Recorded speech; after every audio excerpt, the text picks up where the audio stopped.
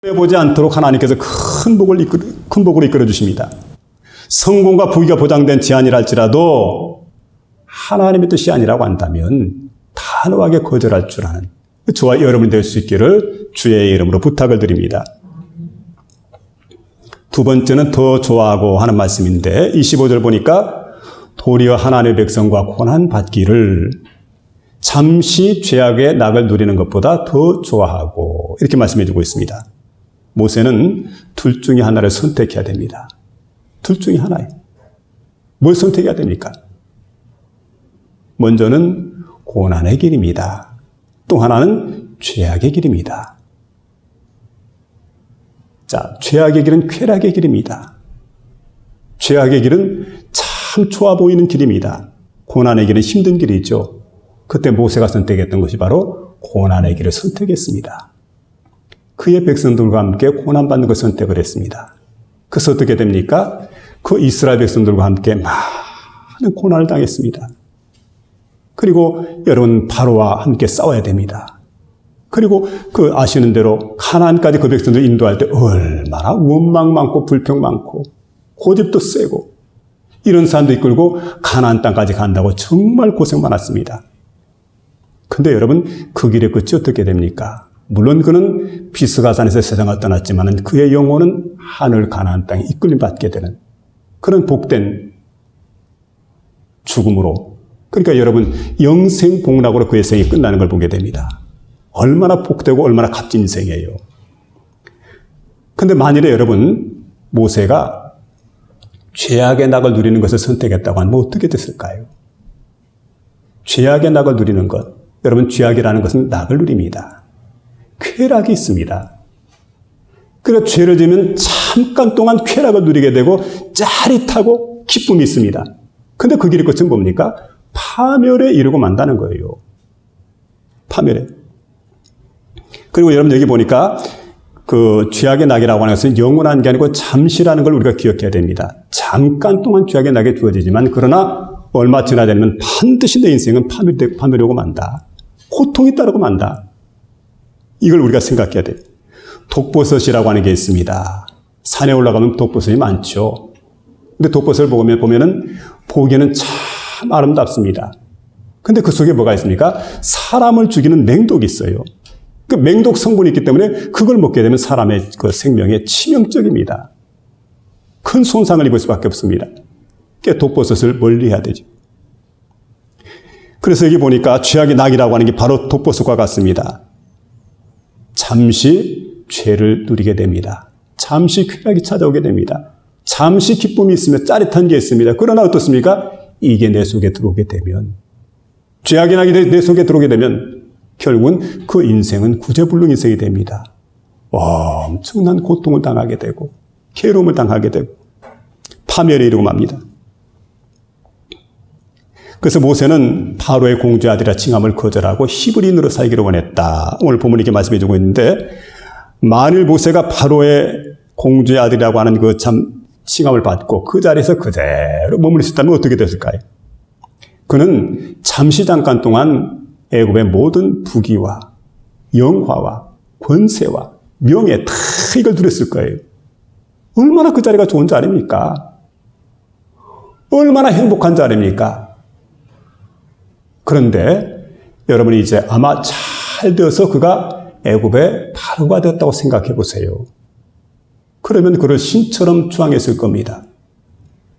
세상을 떠날 때는 피라미드를 만들어가지고 거기다가 자신의 그 시신을 미라로 만들어서 잘 보관해 뒀을 겁니다. 그리고 오늘날에도 박물관에서 이렇게 사람들이 볼 수 있도록 그렇게 또 진열해 놨겠지요. 그런데 그의 영혼을 한번 생각해 보세요. 그의 영혼은 어떻게 됐을까요? 신앙을 떠나고 하나님을 떠나고 만일에 죄악의 낙을 누렸다고 한다면 그의 영혼은 영원한 지옥 형벌을 면할 길이 없을 겁니다. 영원한 저주입니다. 영원한 고통입니다. 그래서 여러분 순간의 선택이 영혼을 좌우합니다. 10년 정도가 아닙니다. 잘 선택을 해야 돼요. 내가 어떤 편을 선택하느냐? 죄악의 낙을 누리는 걸 좋아하느냐? 아니면 하나님 백성과 함께 고난을 받는 길을 원하느냐? 고난의 길이냐? 아니면 낙을 누리는 길이냐? 둘 중에 하나를 하나님은 우리에게 선택하라고 말씀해 주는 겁니다. 오늘 이 시간 여러분 좋은 것을 선택하는 그러한 믿음의 사람들 될 수 있기를 주의 이름으로 부탁을 드립니다. 여러분, 우리가 돌아보는 것은 보이는 것이 아닙니다. 보이지 않는 것입니다. 보이는 것은 잠깐이고 보이지 않는 것은 영원합니다. 여러분, 영원한 새가 있음을 믿으며 살아가시길 바랍니다. 아멘. 그래서 눈에 보이는 대로 판단하지 마시고 내 영안이 좀 열려야 돼요. 활짝 영안이 열려서 새로운 세계, 보이지 않는 세계, 그 세계를 바라면서 그 세계를 선택하며 나가는 그런 믿음의 사람이 되어야 됩니다. 모세는 믿음으로 하나님 백성들과 함께 고난받는 편을 선택을 했습니다. 그랬더니 약속의 땅, 가나안, 그 땅까지는 가지 못했지만 가나안을 바라다보고 세상을 떠나지 않습니까? 그러나 그의 영혼은 어떻게 됐을까요? 영원한 하늘 복지, 가나안 복지에 그의 영혼이 도달하게 되었다는 사실이에요. 얼마나 감사할 일입니까? 88년도 서울에서 올림픽을 했습니다. 그때 구기 종목 가운데 탁구, 여러분 아시죠? 금메달을 딴 여자 선수가 있으면 누구였을까요? 양영자 선수. 근데 이 양영자 선수가 체육연금이 매월 100만 원 정도 그때 나왔는데 연금을 시골교회에 그냥 그대로 다 돌려놨어요. 시골교회에서 쓸 수 있도록. 그래서 자신은 영하 30도 이하 이거 추위 얼마나 춥습니까? 동토의 땅인 몽골로 선교사로 파송이 됩니다. 그곳에 가서 보니까 얼마나 환경이 열악한지 영하 30도 이하로 겨울은 뚝 떨어지게 되고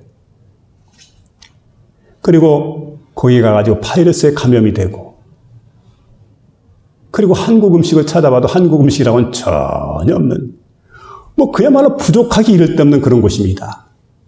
그리고 자신이 금메달리스트인데 어떤 사람 한 사람도 알아주는 사람이 없습니다.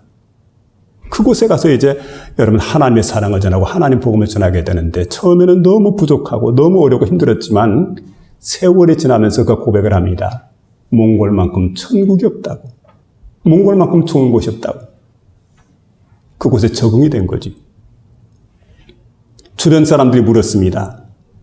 아니 그 좋은 환경 그 좋은 자리를 버리고 왜 몽골까지 가서 그 생고생을 합니까? 그럴 때 여러분 양여자 선수가 그렇게 대답을 하게 됩니다. 하나님의 사랑입니다. 내가 입은 하나님의 사랑을 나는 다른 사람에게 전하기를 원했거든요. 그래서 선택한 나라가 바로 몽골입니다.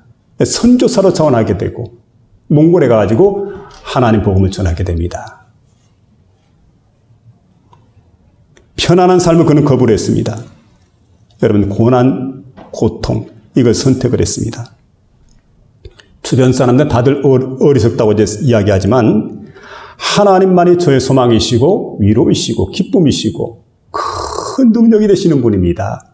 그래서 저는 진정한 삶의 가치를 세상의 금메달에 두는 게 아니고 천국의 면류관에 두고 살아갑니다. 그래서 할 수 있는 한 많은 사람들에게 생명의 복음을 전하는 것, 그걸 천직으로 삼아서 그곳까지 가서 하나님 복음을 전하는 그 편을 선택했다는 거죠.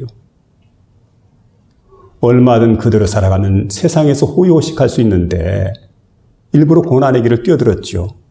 그러나 여러분 그 길이 훨씬 더 좋은 길이었다. 잘 선택한 길이었다고 고백하는 양여자 선수처럼 다시 한번 저와 여러분이 그런 믿음의 삶을 선택하는 복된 심령이 될 수 있기를 주의 이름으로 부탁을 드립니다. 세 번째는 바라보고 하는 말씀인데 운동선수들이 운동할 때 보면 참 힘들고 어려운 훈련을 끝까지 참고 견뎌야 됩니다. 만약 그렇지 못하면 상을 받지 못합니다. 세상에 값진 것을 얻으려고 한다면 어떻습니까? 큰 대가를 그만큼 지불해야 돼요. 대가를 지불하지 않고는 우리가 값진 것을 얻을 수가 없습니다. 많은 대가를 지불해야만 값진 것을 얻을 수가 있습니다. 대구에 있는 목사님 사모님입니다. 그런데 그분이 이런 얘기를 하게 됩니다. 임신을 하게 되었는데 맹장염이 찾아왔대요. 병원에 갔습니다. 급하게 수술해야 된다고. 그래 의사 선생님이 두 분을 불렀습니다. 목사님 사모님 불러가지고 이렇게 얘기를 합니다. 지금 맹장 수술해야 되겠는데 그 맹장 수술하기 위해서는 마취를 해야 됩니다. 마취를 하면은 아이가 잘못될 수가 있습니다. 아이가 잘못될 수가 있어요. 그럼 어떻게 됩니까? 아이를 치울 수밖에. 그렇게 해야 된다고. 그러니까 그 얘기를 듣고 있다가 만일에 그렇지 않으면 산모의 생명이 위독합니다. 여러분 어떻게 할까요? 그때 산모였던 그 사모님이 고민하고 또 고민하고 그러다 결단하게 됩니다. 참 독한 결단을 내렸어요. 의사 선생님, 수술 받겠습니다. 수술 받겠는데 그런데 마취 없이 해주세요. 마취 없이. 그래 정말 마취 없이 수술했습니다. 그러니까 얼마나 힘들었겠어요. 수술 받는 동안에 얼마나 몸부림을 쳤는지 이빨이 다 상하게 되고 온몸이 땀으로 범벅이 되게 되고 고통스러운 시간들을 다 보내고 수술을 받게 됐습니다. 여러분 왜 그 고생을 했을까요? 하나님께서 허락하신 소중한 생명, 하나님 주신 상급이에요. 그 상급을 얻기 위해서 이 고난의 과정을 마다하지 않았다는 거예요.